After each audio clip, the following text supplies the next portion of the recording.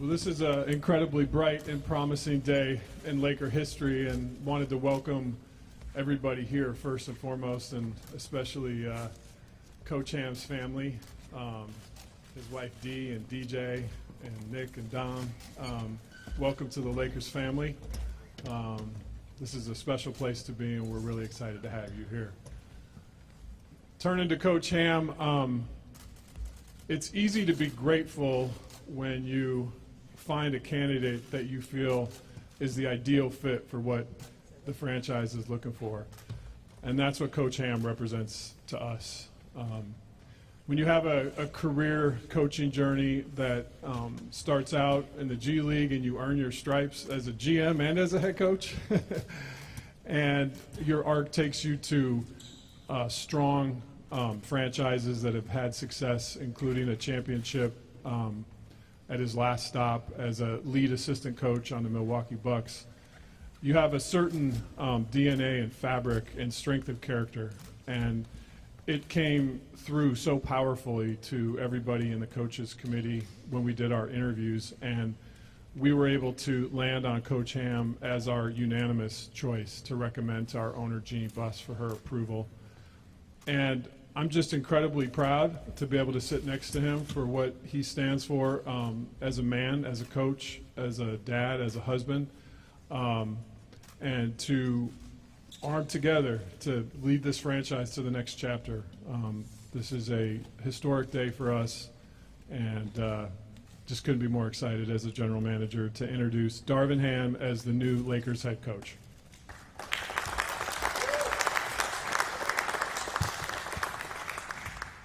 Well, first of all, I want to thank God. Coming from where I come from, you know, I was raised in a household of a strong spiritual faith, belief in God and Son Jesus Christ. So I want to start with that. Everything I've been able to overcome in my life, along with the people around me, it's been that spirit that was instilled in me as a youngster. I want to thank my wife, my children, my friends. I got my good friends here, everybody that has supported me, put their arms around me in tough times and great times, but who have remained consistent over the course of my life. My agent Spencer and his family, it's been one heck of a ride, and the gift that just keeps on giving. And I want to thank Jeannie and the rest of the Buss family, Joey, Jesse, Johnny, Jamie. Everybody is just like, it's like coming back home. And as sad as it is for me to be leaving, one of my, Coach Bud, it's, sometimes you got to walk that walk on your own. I'm forever grateful for him and what he did for me in my career. I couldn't be sitting in this chair without him allowing me to learn, grow, and excel on his watch. I love him to death. We went from colleagues to friends to brothers, all the while having the opportunity to make history. And the same thing I plan to come here and instill in this program and get us back to the top of the food chain, along with the help with Rob. We're going to collaborate, communicate, and to make sure we also demonstrate. And we have a strong basketball team and basketball ops. We're going to put together a strong staff. And I think sky's the limit. We're not putting a ceiling on our situation. And we'll go as far as our daily preparation takes us. You hear people, well, are they going to do this? Are they going to do that? We're going to get better every day. That's what we're going to do. And the things we're going to do in that daily process will lead to the type of success this franchise and this city has been accustomed to. So thank you. Thank you again.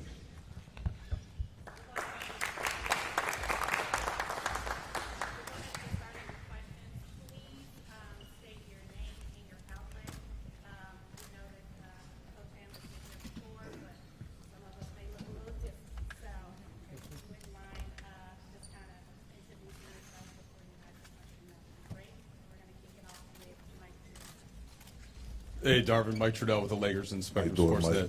Nice to see you again.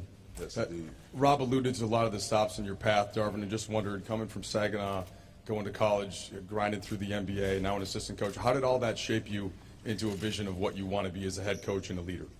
I think it makes you more appreciative. You know, I wasn't blessed with this otherworldly talent. You know, I was a pretty good athlete that could hold my own on the court a little bit, but still, the sweet jump shots or the no-look passes, that wasn't my game.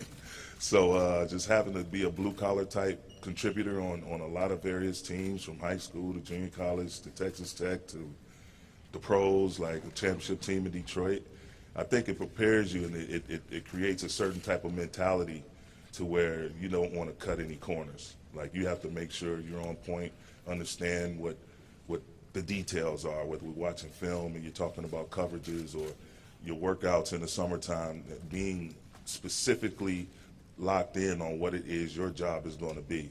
And being able to coach these guys at this level, that's, you know, everybody here that's playing in the NBA has talent.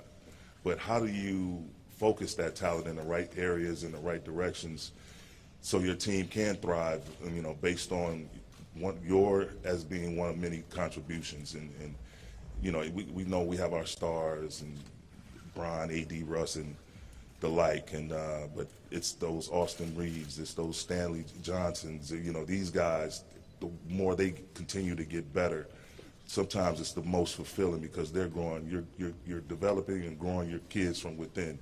And I've seen that happen when we were in Atlanta. I saw it happen in Milwaukee, and I wholeheartedly anticipate it happening here in LA.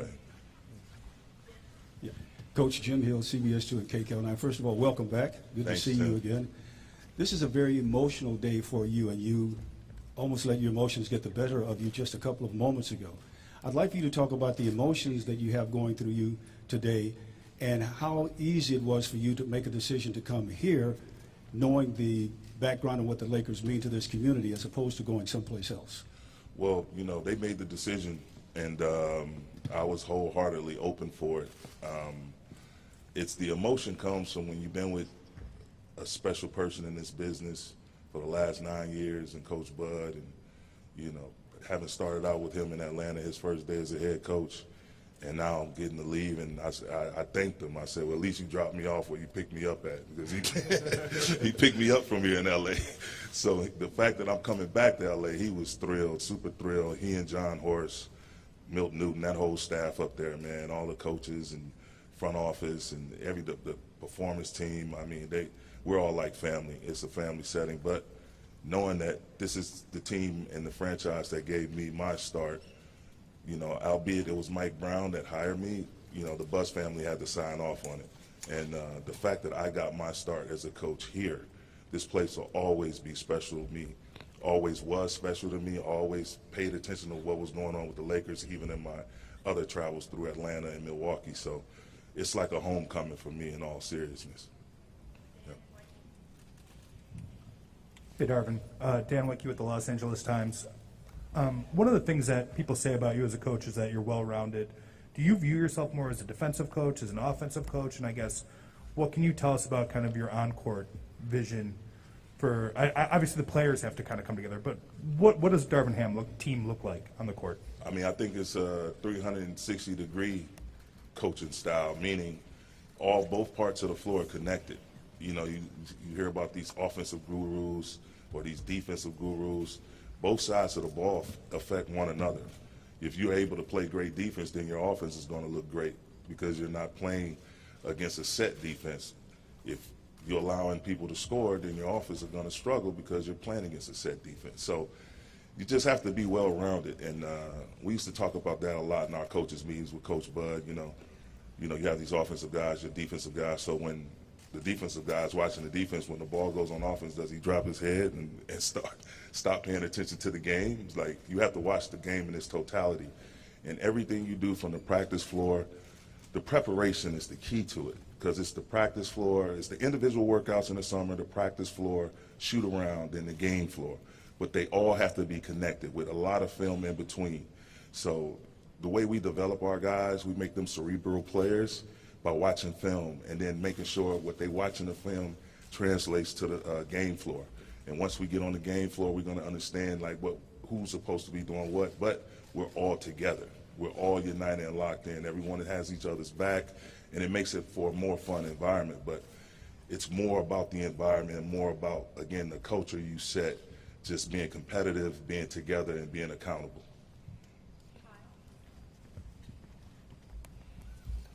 Hi, Kyle Goon, Orange County Register.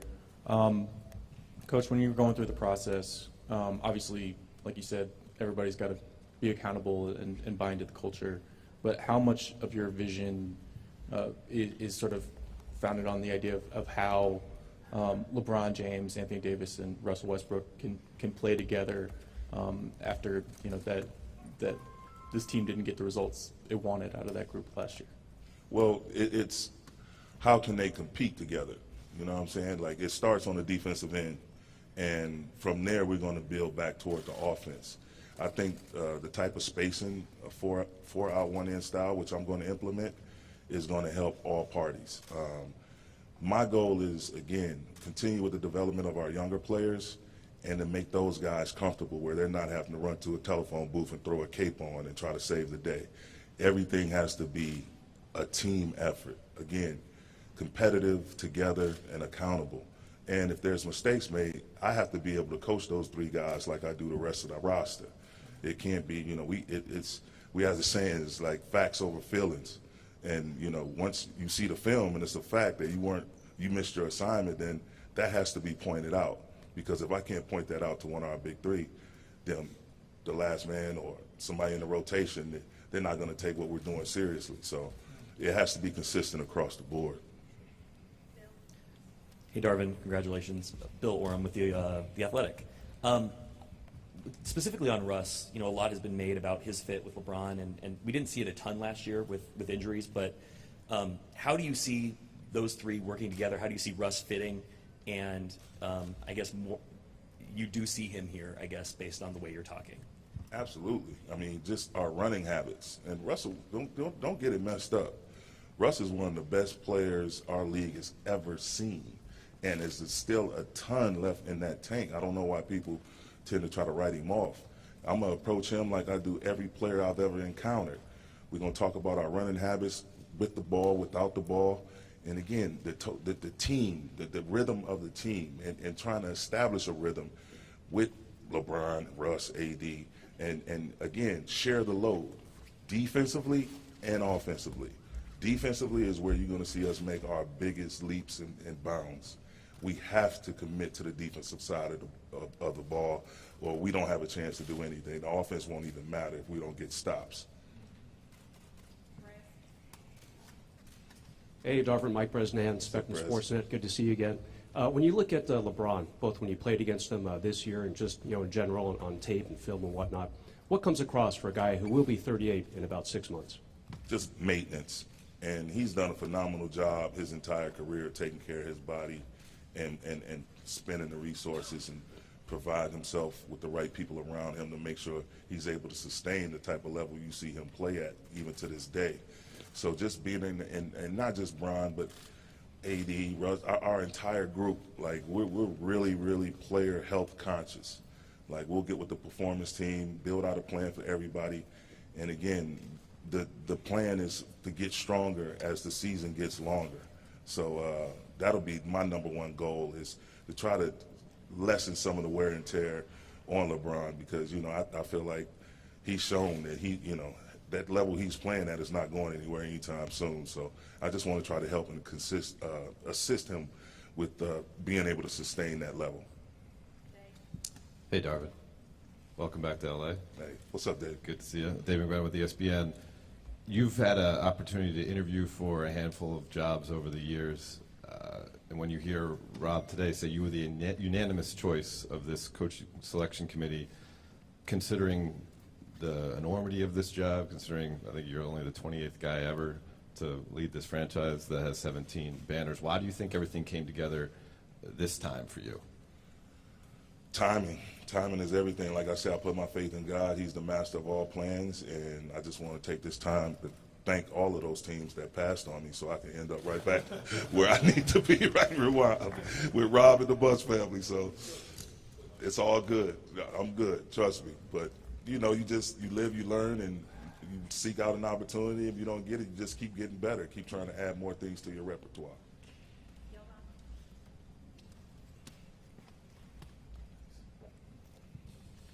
Hey, Darvin. Jovan Buha with The Athletic. You mentioned your relationship with Bud, and I was curious, how much do you plan on implementing from what you guys did in Atlanta and Milwaukee over the last 9 years? And then also working specifically with Giannis. You know, they're different players, but Giannis, LeBron, and AD all kind of have that athleticism and some similarities with the way they play in the paint. How did working with Giannis kind of inform maybe how you'll approach working with LeBron and AD? I think it's more system-based, and yes, we were able to build a proven commodity in the way we played offense, the way we defended during Bud and my time together. But in terms of AD, Giannis, the comparisons, they're slightly different players, but they're both dynamic in the sense that they're multifaceted to be at the size that they're at. And a lot of the ground gets made up in just the breakdowns, the defensive breakdowns and the offensive breakdowns. Those guys you can throw it to them and they can go get you a bucket. But how easy will that bucket be? Like, we have to get the ball going side to side. We have a term, play with the pass, like share the ball, make it easy on yourself. Instead of going 1-on-4, 1-on-5, you go play with your teammate. And now it's a 3-on-2 situation or a 2-on-1 situation because you just moved the ball. You didn't sit, hold it, dribble 18 times. Like, it has to be a rhythm, ball and body movement. But Giannis is unique because we had different people that took the lead on him in his individual workouts, but the things we would do in terms of our offensive breakdowns and our defensive breakdowns would actually give him more. So when it came time for him to play one-on-one, it was easy. You know, I mean, you had to account for other people. So now there's different driving lanes or there's more space. And again, it goes back to the type of rosters we were able to build and put the type of players around him. That's we're going to do here. When Rob and I collaborate, we're going to dive in and put the best roster out there that we possibly can to support our big three. Dylan Hernandez here, LA Times. Darvin, have you spoken to Russ Westbrook? And two, has there been any discussion among you guys about maybe a change in role for him, maybe coming off the bench? And for Rob, after what you saw last season, talking to Darvin, what made you think, this is a workable situation with Westbrook? Yeah, I would say yes. Russ and I have had some really, really great one-on-one convos, man. And the biggest word I think came out of those discussions were sacrifice. That was the biggest word. It was sacrifice. We're going to sacrifice whatever we got to do. And it's not just Russ. There's going to be sacrifices that LeBron has to make, that AD has to make, on down the line through the rest of our roster. Again, we have to start on the defensive end. And in terms of what his role is going to be, I'm going to expect him to be the same tenacious, high-energy player that he's been on his entire career. A lot of it now may happen without the ball in his hand. Most of it now may happen on the defensive end. But, again, we have to sacrifice. There's no achieving anything without all parties, sharing the load, sacrificing, and depending on one another.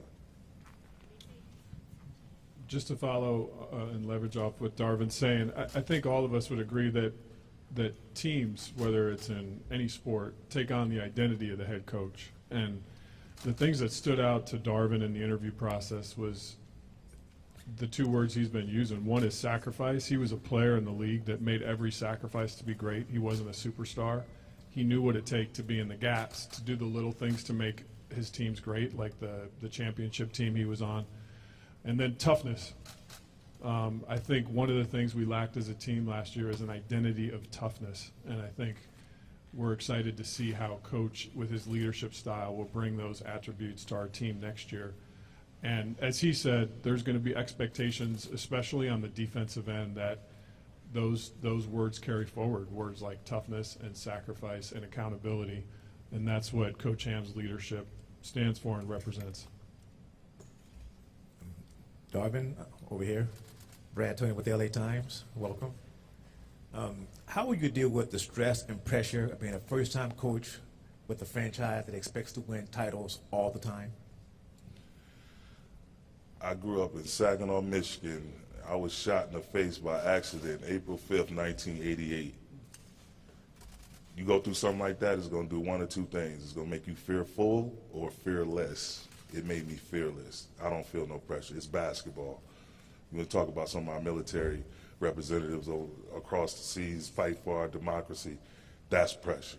This here is a challenge, and it's something that can be navigated. We have a great partnership, me and Rob, that's going to grow and continue to build. We have great ownership group. We have great people around our building, great people involved in our personnel decisions. I look forward to it. Like I wanted to talk. I talked to LeBron my first day in the gym, and I wanted to start training camp the next day. I got so excited, and just to hear his excitement over the phone, it's like, man, and to see Russ and talk to AD and talk to Russ, and it just, these guys, you know, they're not great by mistake, and they want to be able to do something. And I know all of them feel this way. They want to be able to do something collectively that's great. Put another banner in this building, and it starts right now. So that's just a challenge. That's not pressure. I've seen real pressure in life. So to me, this is fun. This is something that's going to be joyful, something we're going to look back on, remember these days, and when we're popping bottles of champagne somewhere, celebrating another banner going up.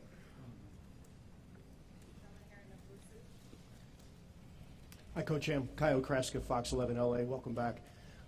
You just touched on it a bit, but could you tell us more about your reaction to how the players have seemingly accepted you once hearing that you were the head coach, either by way of conversations or by the way they responded on their social media? I mean, it's been phenomenal. And just, you know, I came in the league as a player in 1996. Played 8 years, won a championship, played overseas, worked in what was then known as the D League at the time for 4 years, and then now going into my 12th year as an NBA coach, 11 as an assistant, now a head coach.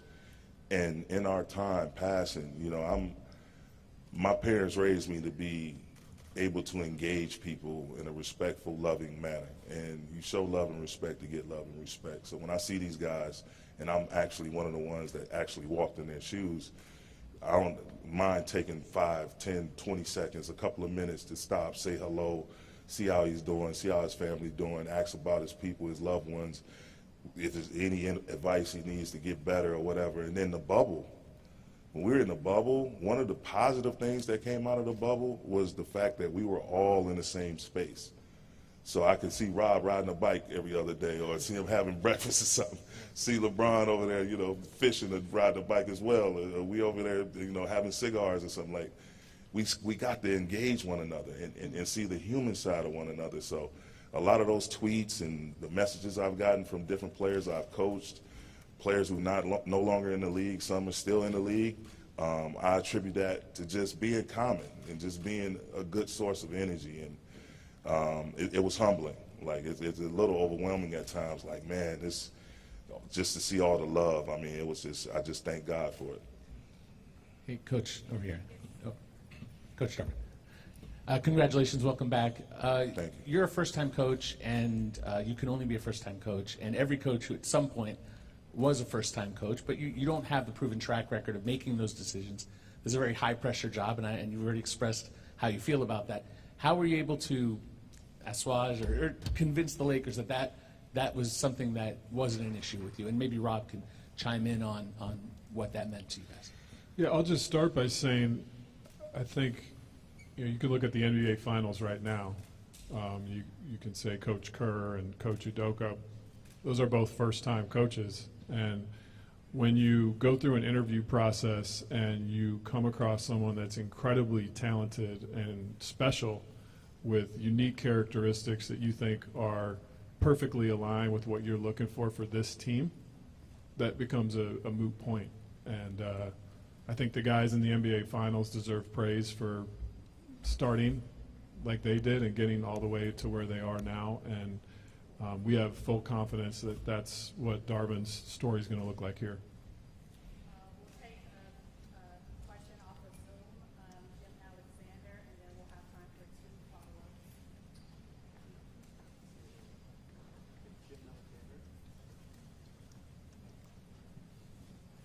Me? I couldn't hear. I'm sorry. Jim Alexander from the Southern California News Group. Darvin, congratulations, first of all. Thank you. What you've seen from the last 2 or 3 years of the Lakers from the other sideline, from the other bench, How helpful is that going to be in, or has already been in figuring out how you're going to be able to use the superstars and how to work other guys in, and what the flaws and what the advantages are? Well, since I left LA in 2013 and joined Coach Bud, the Lakers have been my scout. They've been my scout, the team, one of the teams, many teams that I would prepare our team for. And, you know, you've had some really qualified, high-level coaches in that seat. But the thing is, it's whether you're a first-timer or what they call a retread or whatever, it's not you've had multiple jobs. The key is to have a plan, a consistent plan that you tap into daily, and to have a standard that's set on both sides of the ball. You know, defensively, can we contain? Can we contest? Can we control the rebound? Offensively, can we run with pace and our running habits? Can we run with space and have a force and a physicality to the way we play? You know, all predicated on ball and body movement. And you have to preach those principles until you're blue in the face. And it's going to be times where, you know, we're going to have philosophical disagreements. And, you know, just we may have to get out on the floor and walk through some stuff over and over and over again. But those basic tenets, like, you're not going to have success without it. But you have to be in a position to, again, strive to execute that plan daily. You set forth a plan, you get your staff together, you get a great roster full of players, not just the big three, but a lot of serviceable players that can help in different areas, and you all establish a plan of action, and we execute that plan daily.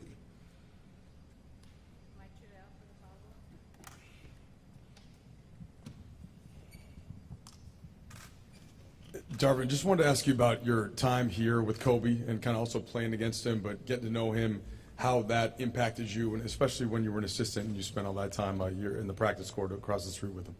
Oh, man, it was great. And God rest his soul, man. We spent a lot of time together on the practice floor, individual workouts, watching film, watching clips. And if I can go back and forth with him, and have him disagree with me and then double back and tell me I was right. And we all know how stubborn he was, man. It's just, it just gave me a wealth of confidence, man, in myself as a coach. And, you know, just seeing him and him sharing with me the different ways he saw the game. But just, and even with Russ, LeBron, AD, all these guys, Giannis, Chris Middleton, Drew Holiday, all these guys I've been, Al Horford, Paul Millsap, these guys I've been able to coach and be around and learn from them. It's a two-way street. It's not just this coach that thinks he knows it all and he's just barking orders. No, you have to be able to, again, to collaborate, communicate, and understand each other. And not your way or my way, but what's the best way to go forward? What's the best plan for all of us? So Kobe was right, you know, at the forefront of that in my own development as a coach. You know, just the workouts we would do on the court, the type of film we would watch, dinners that we've had just offline, just getting away from it all. Like, you know, he's a big part of why I was able to grow the way I did as a coach. Darvin, Dan Wicke again with the LA Times. Kind of a two-part question. There was not really a report, I guess. Anthony Hardaway told a reporter in Memphis today that Rasheed Wallace could be somebody that is, or he believes Rasheed Wallace is going to be joining your staff. I guess, what's the status of that? And then what is sort of the staffing going to look like? Are you looking for coaches, somebody with head coaching experience to add to the staff? Kind of, what's your view of what that's going to look like on your bench? Well, me personally, I shared this with Rob and Kurt and everybody that was on the basketball committee during the interview process. It's like, I like coaches that like to roll up their sleeves, are going to be able to get out there. Like, where I come from the last 9 years, we did everything. We did player development, we did scouting, I had to step in as the head coach on a few occasions, but it was a team. It wasn't no coordinators on either side of the ball. We all pitched in on all aspects of our team basketball, offensively and defensively. So I'm looking to build that similar type of staff. And in regards to Rasheed, that's an active situation that's fluid. We're still working through that. That's not true at all, but you know, he's definitely a candidate that we'll take a look at, but we're working through that. Like, we have a list of names and some people that's currently under contract, and we're working with some really talented young coaches, and we're working through that to try to put together the best staff possible. Bill, you have a follow-up? That'll be our last question for the day. Darvin, Bill Orm with The Athletic again.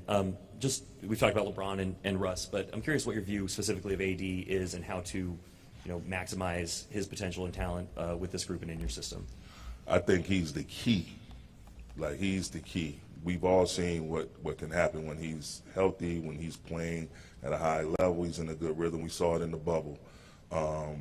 His skill set, his size, his versatility, his defensive acumen, like his relentlessness, his ability to give multiple efforts defensively is key. It's going to be the foundation of the type of standard we set within a quote-unquote Darvin Ham era. Like, it's going to be built on that defense, and he's going to be the main piece, the centerpiece of it. LeBron is always going to be great. LeBron is going to be LeBron. Russ is going to be Russ.